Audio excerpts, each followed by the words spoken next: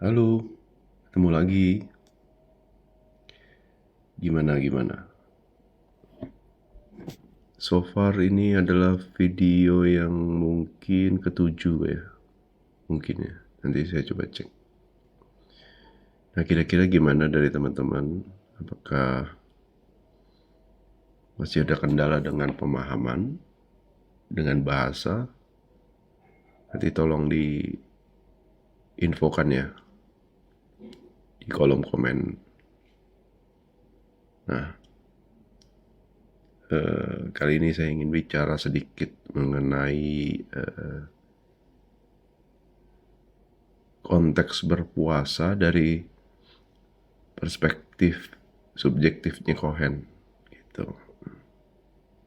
Karena kan kita lagi di bulan Ramadan yang menurut saya tuh sebuah bulan yang mempunyai momentum yang bagus sekali khususnya untuk ranah spiritual ya. Karena ada esensi yang mungkin tidak tergali lebih dalam, dan ya mudah-mudahan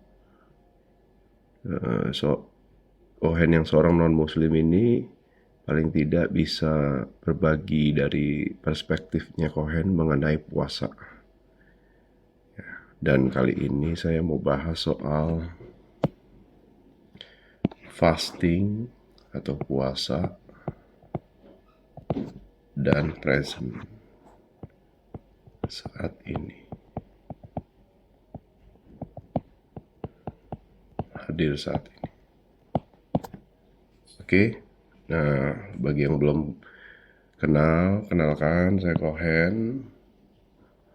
Saya mempunyai TikTok yang bernama Modern, YouTube-nya juga Modern, tapi dengan spelling yang berbeda. Nah, Cohen ini adalah pejalan spiritual mulai dari 2022, tetapi mulainya dari platform TikTok.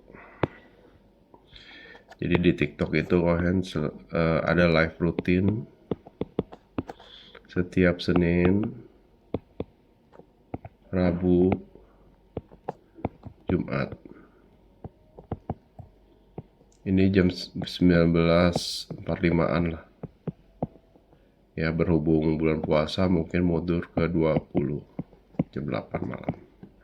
Nah, nanti di live tuh ada untuk Senin dan Rabu ada pembahasan soal materi. Kalau seperti ini ya materinya. Jadi kalau di Jumat itu lebih ke sesi tanya jawab sih.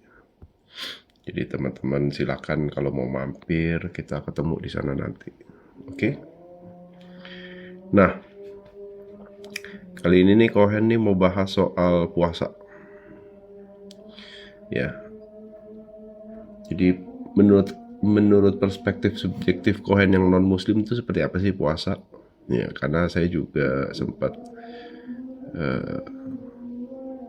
belajar agama Islam tuh ya tipis-tipis lah ya gitu. Tetapi saya bersyukur saya bisa belajar dari seseorang tuh yang menurut saya tuh bisa memberikan sebuah gambaran yang tanda kutip itu logik gitu loh, masuk di akal sehat Cohen gitu. Dan itu pun yang membuat Cohen tuh bisa menemukan alasan kenapa Cohen tuh ingin berbagi. Ya, karena walaupun Cohen non muslim, bagi Cohen tuh agama Islam itu mempunyai cara penjabaran yang lebih utuh sebenarnya, detail ya. Namun ada beberapa tingkatan memang yang bagi mereka yang ingin mendalami itu untuk bisa terus bertumbuh gitu. Ya. So, nggak panjang kali lebar, kita lanjut ke materi. Oh iya, saya doain semoga teman-teman yang menjalankan ibadah puasa diberikan kelancaran, terus semangat, dan bisa mengambil momentum yang menurut saya sakral ya. Jadi tetap semangat, semoga lancar. Oke. Jadi fasting atau berpuasa. Ya. Jadi menurut kesadaran Cohen, berpuasa itu adalah proses berbenah diri dan juga usaha untuk kembali menjadi. Nah, kembali menjadi ini menarik ya. Kenapa di Cohen itu memilih kata-kata kembali menjadi ya? Karena dulu waktu Cohen belajar soal agama Islam tuh, Idul Fitri itu sebenarnya secara esensi itu kembali ke fitrah gitu. Nah, jadi di bulan Ramadan tuh kita semua ini sedang melepas yang bukan aku dan kembali menjadi yang sejatinya aku gitu. Makanya di bulan puasa tuh menurut Cohen adalah proses berbenah diri, introspeksi, muhasabah, tafakur, dan yang terpenting adalah soal bagaimana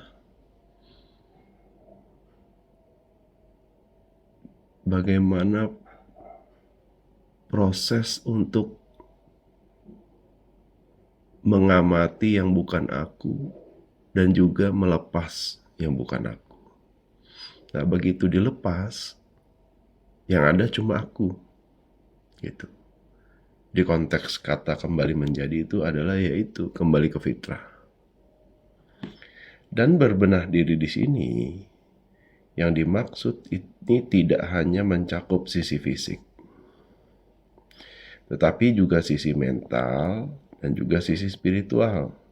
Jadi ini soal keutuhan atau holistik dari seseorang yang menjalani proses fasting atau berpuasa ini. Nah, jadi berpuasa itu mempunyai sebuah esensi ya, berbenah diri untuk tubuh fisik, tubuh mental, dan juga tubuh spiritual.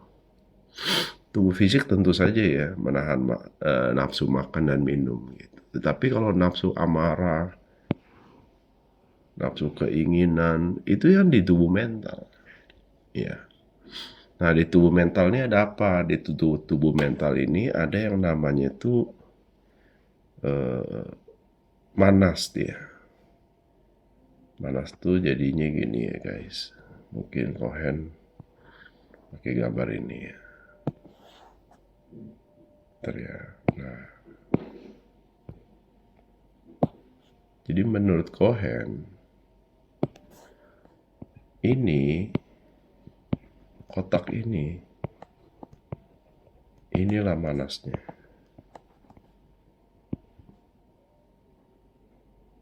Pikiran, perasaan, emosi. Nah, pertanyaannya, apakah jiwamu itu di dalam manas atau posisinya di luar manas? Nah, jadi yang dimaksud tubuh mental di sini adalah soal keseluruhan ini. Ya. Dan ini bisa dicapai dengan yang namanya itu pembelajaran untuk menyadari. Kalau dia sadar, dia bisa keluar jadi pengamat. Kalau dia nggak sadar, dia akan kembali hanyut menjadi yang mengamati. Jiwanya akan kemerungsung oleh pikirannya sendiri, perasaannya sendiri, emosinya sendiri. Nah, jadi Di saat kita berpuasa tuh, nah kita akan melakukan berbenah diri, pembenahan diri, baik di tubuh fisik, lewat yang namanya olahraga, tidur cukup, makan makanan sehat, juga dengan tubuh mental yang berurusan dengan jiwa, yang berurusan dengan yang namanya pengetahuan, yang berurusan dengan yang namanya itu interaksi dengan orang lain gitu loh. Ya. Nah, setelah itu baru terkoneksi dengan tubuh spiritual, yaitu hubungan antara kita dengan spirit kita dan Sang Pencipta. Ya. Jadi ini holistik nih, nanti dia seharusnya terkoneksi. Lalu ini soal kembali menjadi. Jadi tidak hanya baru benar diri, tetapi ini proses kembali menjadi. Begitu juga yang saya maksud dengan kembali menjadi, yaitu sebuah proses melepas yang bukan aku, kembali menjadi yang sejatinya aku. Ya, yaitu makhluk transenden yang hanya sedang mengalami pengalaman sebagai makhluk kedagingan atau jasmania. Nah, kadang-kadang kita lupa ya guys ya. Lupa kalau kita ini adalah makhluk holistik, makhluk transenden, makhluk cahaya, yang dimana kita ini bukan fisik, bukan si tubuh, bukan si pikiran, tetapi kita ini adalah si spirit yang sedang mengalami pengalaman sebagai manusia gitu loh, yang punya tubuh, yang punya pikiran. Ya. Nah, kembali menjadi itu adalah kembali menyadari kalau ya, sejatinya kita ini bukan tubuh, kita ini bukan mental, tetapi kita adalah makhluk spirit yang mempunyai pikiran, yang mempunyai tubuh atau ego, ya, untuk mengarungi kehidupan ini. Jadi ini cuma alat nih. Ini alat bagi si jiwa yang nanti semakin lama spiritnya itu makin hadir dan terkoneksi dengan Sang Pencipta gitu. Ya. Nah, kadang-kadang kita kan salah misidentifikasi. Aku adalah tubuh gitu loh. Makanya yang dipercantik itu adalah, atau yang diurusin cuma urusan tubuh, skincare. Tapi urusan soul care-nya itu nggak pernah diurus. Ya, urusan spirit care-nya itu nggak pernah hadir gitu loh. Kamu nggak punya waktu. Nah, makanya dihadirkanlah yang namanya proses spiritual awakening. Gitu loh. Ya. Kenapa? Ya karena mungkin sudah babnya jiwa untuk belajar dan bertumbuh terkoneksi dengan spiritnya. Nah, spirit di sini ya lebih ke, kalau teman-teman muslim ya lebih ke ruh ya. Sehingga jiwa itu bisa terkoneksi dengan sang ruh gitu, yaitu percikan dari Sang Pencipta. Nah, pada saat misidentifikasi itu, pada saat kamu itu hanya menganggap dirimu itu makhluk kedagingan atau jasmania, maka ada proses masih misidentifikasi guys, yaitu kesalahan dalam mengidentifikasi diri. Bentar guys, saya.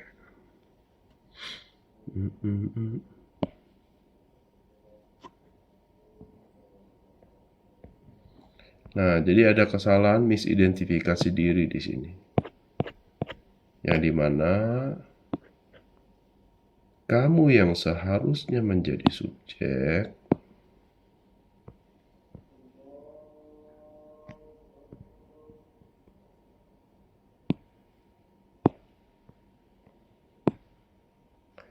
Kamu yang seharusnya menjadi subjek. Kok bentar ya. Oke. Kamu yang seharusnya menjadi subjek. Tapi karena kamu misidentifikasi diri.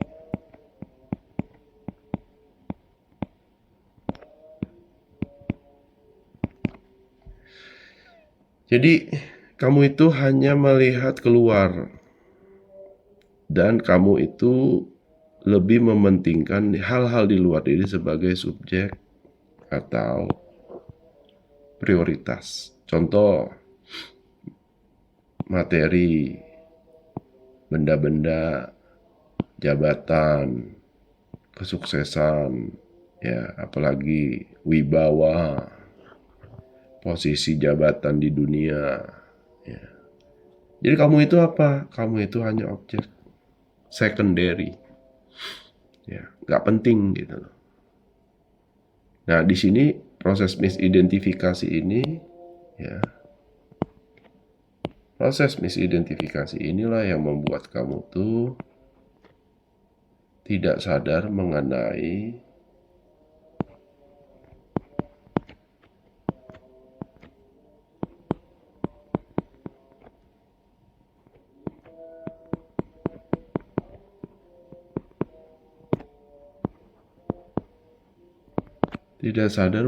ranah spiritmu dan juga jiwamu. Jadi fokus kamu itu hanya melihat keluar, ya, dan kamu hanyalah objek. Subjeknya adalah hal-hal di luar diri, makanya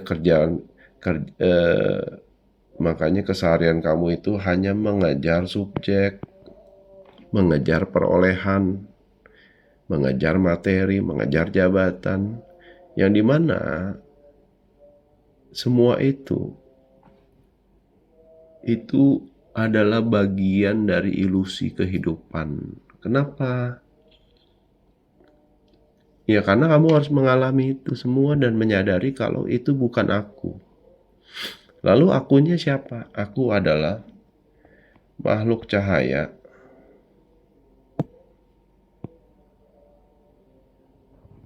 ya, yang mengalami pengalaman sebagai manusia dan juga selalu terkoneksi dengan sang sumber cahaya, yaitu sang pencipta. Subjek yang terkoneksi dengan hypersubjek. Nah, di sini menarik nih, guys. Kenapa? Karena di sini biasanya ada yang namanya itu spiritual awakening.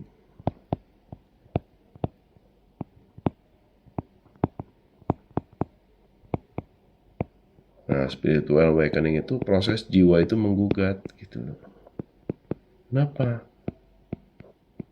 Ya karena jiwa itu hadir di kehidupan ini adalah kodratnya untuk bertumbuh. Bukan malah dia terjebak mengejar perolehan gitu loh. Ya.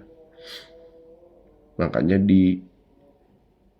begitu gugatan jiwa itu dikabulkan, dihadirkanlah kejadian besar gitu loh, major force. Salah satunya adalah spiritual awakening seperti COVID. Ya, kalau COVID tuh spiritual awakening kolektif, bebarengan kita semua. Nah, pada saat dia kembali menyadari, oh ternyata ada sisi spiritual di dalam diri saya yang harus sekarang sudah diakomodir atau diurusin. Maka kesadaran itu akan menghadirkan sebuah koneksi, hubungan yang subjektif antara diri dia dengan hypersubjek, antara cahaya dengan sumber cahaya, antara hamba dengan sang pencipta. Nah, ini memang butuh proses ya, tetapi menurut Cohen ini tujuan akhirnya di sini. yaitu ini soal kalau di agama Islam disebut sebagai tauhid sentris. Ya, tapi kembali lagi ke perjalanan masing-masing ya. Ini subjektif menurut Cohen. Nah, mulainya dari mana? Mulainya adalah menyadari kalau siapa aku dan siapa yang bukan aku. Oke. Nah, jadi dari ada proses dari objek kembali menjadi subjek. Dari subjek kembali terkoneksi dengan hypersubjek. Oke, jadi seperti itu. Nah, lalu selain itu apa sih sebenarnya esensi lain dari berpuasa? Nah, menurut Cohen itu adalah proses praktek mengenai takwa. Jadi di situ tuh ada sebuah koneksi hubungan yang subjektif sekali hadir pada saat melakukan yang namanya itu berpuasa di bulan Ramadan. Ya. Jadi puasa tuh bukan sekedar disiplin fisik, namun merupakan tindakan spiritual berupa kerendahan hati, penyerahan diri, berserah agar bisa dituntun oleh keilahian yang sudah ada di dalam diri kita semua. Nah, keilahian ini ya spiritnya atau ruhnya, yang dimana untuk bisa tanda kutip tuh fokus ke ranah spirit itu dibutuhkan proses kerendahan hati, tawaduh, ya, dan juga penyerahan diri, berserah. Oke. Karena di sana tuh seharusnya sudah tidak ada lagi nafsu-nafsu yang membelenggu, yang rendah lah ya. Kalau di Hawkins level kesadaran force. Keinginan, amarah, kesombongan gitu ya. Itu harusnya sudah ditanggalkan. Makanya sebelum masuk ke ranah ini sebenarnya ada proses mati sebelum mati gitu. Nah, latihannya di mana? Di berpuasa. Oke. Puasa sering dikaitkan dengan upaya untuk mencapai sebuah koneksi subjektif eksklusif yang lebih dalam dengan Tuhan. Ya, menunjukkan kerinduan yang tulus atas kehadirannya di atas segalanya. Jadi memang berpuasa itu tidak hanya soal menahan makan dan minum ya, tetapi juga kita mengakses bagian diri kita yang lebih esensi sehingga kita bisa kembali terkoneksi dengan ya percikan yang ada di dalam. Nanti yang di percikan itulah yang nanti akan menuntun gitu loh. Ya. Nah, ini kan kenapa dibilang koneksi subjektif eksklusif? Lewat proses yang namanya praktek takwa. Karena orang yang benar-benar berikhtiar istiqomah dalam berpuasa tuh dia tuh sadar gitu loh. Walaupun dia ditaruh di dalam ruangan yang nggak ada orang lihat dan nggak ada CCTV dan ada makanan dan minuman di depan, dia tetap tidak terganggu dan tetap tidak marah dan tetap tidak melanggar. Ya. Kenapa? Karena dia menyadari koneksi ini. Jadi ikhtiar itu akan diikuti oleh usaha.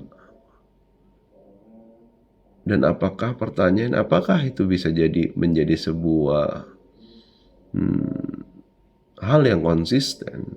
Nah, itu akan dipertanyakan pada saat kita tuh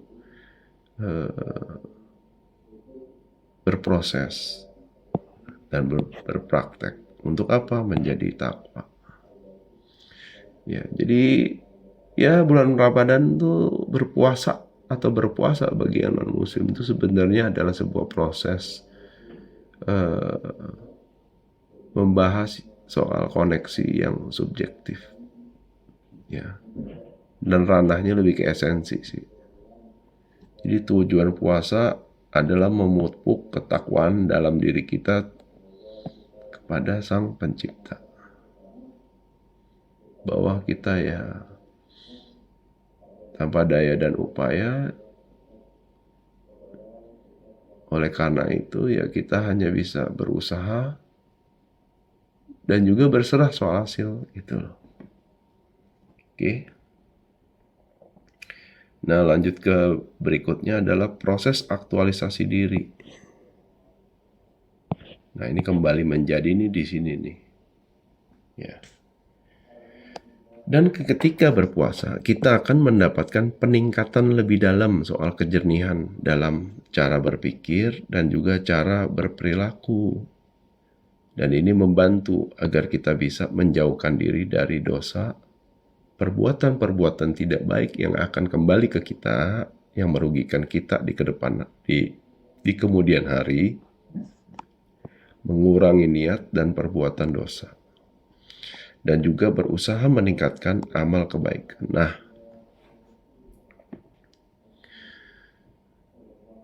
jiwa tuh diukur dari amalan baiknya, ya, yang dimana amalan baiknya itu berkaitan dimulai dari cara dia berpikir, cara dia berucap, cara dia berperilaku. Nah, apakah itu berujung ke perilaku atau perbuatan baik atau tidak baik? Ya, itu kembali lagi. Ya. Kenapa? Karena Cohen tuh percaya dan yakin soal hukum tabur tuai. Apapun yang kita tuai lewat yang namanya perbuatan, itulah yang akan, apapun yang kita tabur lewat yang namanya perbuatan kita sendiri, itulah yang akan kita tuai, apakah baik atau buruk.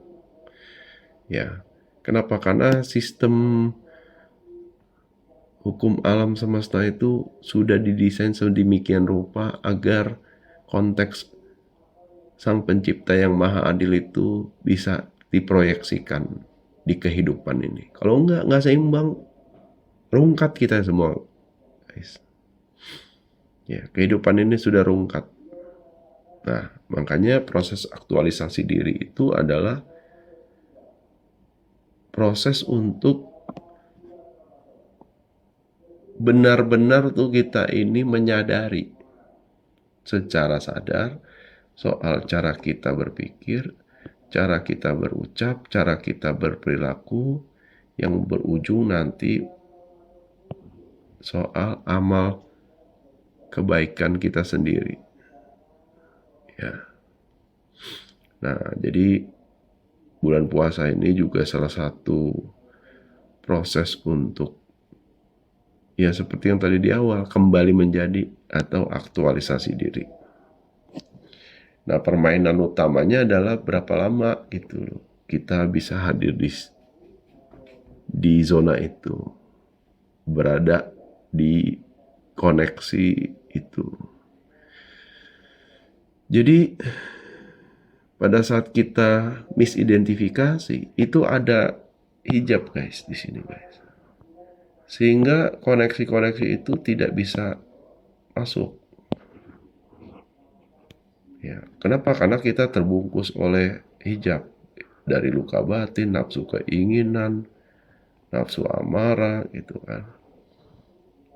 Sehingga koneksi itu terputus. Ya. Kayak sinyal HP lah, no connection. Ya sama, guys. Di saat kita marah itu, wah, itu dia akan meng-create satu medan energi hijab yang dimana dari semesta atau dari Sang Pencipta itu nggak bisa masuk tuh. Makanya orang-orang yang terjebak di level kesadaran rendah itu agak sulit ya menerima sebuah keajaibannya. Ya. Kenapa? Karena dia tidak selaras, dia tidak terkoneksi dengan hukum-hukum alam semesta yang sudah ditetapkan gitu loh. Ya. Jadi mungkin di bulan puasa atau pada saat teman-teman berpuasa itu, nah di situ teman-teman pelan-pelan melepaskan hijab ini sehingga tidak ada lagi batasan dan koneksi itu bisa masuk kapanpun gitu loh ke dalam diri kita, hadir salah satunya lewat yang namanya intuisi, rasa ya. Nanti teman-teman coba explore ya, disadari, diamati, dialami. Oke? Nah, tidak hanya itu, puasa juga soal habit dan menuju sebagai orang yang terlatih.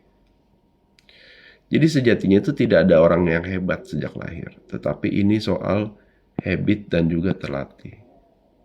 Di saat kamu berani untuk berniat dan berusaha merubah kebiasaan-kebiasaanmu itu, maka kamu baru saja menciptakan sebuah momentum menuju sebuah konsistensi, yang konsistensi itu akan berbuah menjadi orang yang terlatih. Jadi ini semua soal latihan. Kenapa Kohen ini bisa berbagi begini? Ya karena Kohen terlatih gitu loh.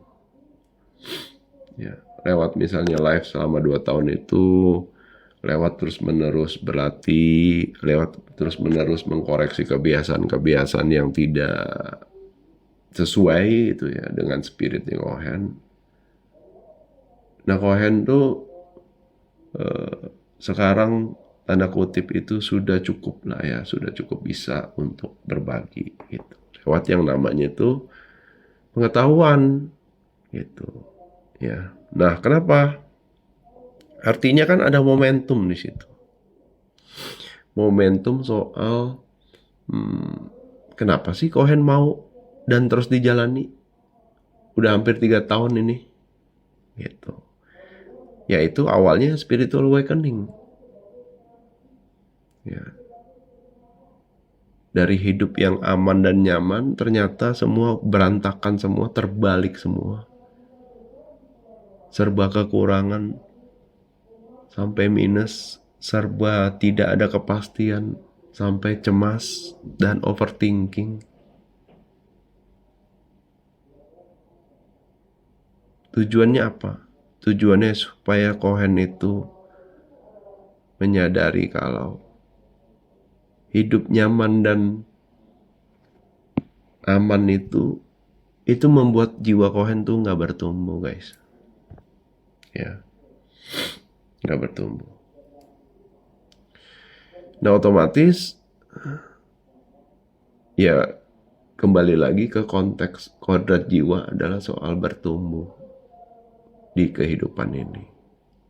Nah, disitulah Kohen harus melampaui. Nah, jiwa bertumbuh itu dibutuhkan yang namanya tekanan. Nah, tekanan ada yang dari dalam diri, ada yang dari luar diri.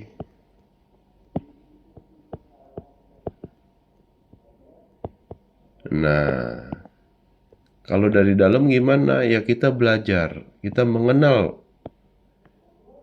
sisi dari spiritual kita. Kan selama ini enggak. Makanya ditekan dari luar lewat apa? Lewat COVID, lewat spiritual awakening, dark night of the soul gitu. Ya, itulah tekanan dari luar. Tapi kalau dari dalam terus-menerus belajar, terus-menerus mengenal diri, terus-menerus introspeksi diri, terus-menerus refleksi diri. Sehingga Kohen tidak terjebak di zona nyaman lagi. Walaupun begitu keluar dia ada ketemu zona takut, insecure, mengeluh. Nah ini habit-habit pada saat di zona nyaman nih. Ya. terpengaruh dari omongan orang. Nah, ini balik lagi nih, dia sebenarnya tiga-tiga ini nih mengajak untuk kembali lagi, keluar masuk zona nyaman aja. Tetapi kalau diterusin, masuklah zona pembelajaran. Ya, zona nyamannya diperluas, terus mulai ada berani untuk hadapi tantangan, dan karena dia berani hadapin tantangan, dia mempunyai gitu loh pengalaman untuk mengeksplor bahwa loh saya ini ternyata skillnya ini banyak gitu. Nah dia akan belajar gitu. Dan di zona pembelajaran ini, nah di setiap perubahan ini dia akan ketemu orang-orang yang satu frekuensi di sini. Kalau ketemu zona nyaman ya udah, dia pasti ketemunya sama orang-orang yang di zona nyaman semua. Kalau di zona takut ketemunya sama orang yang takut juga, ngeluh, cemas, merasa korban. Di sini ketemu banyak nih.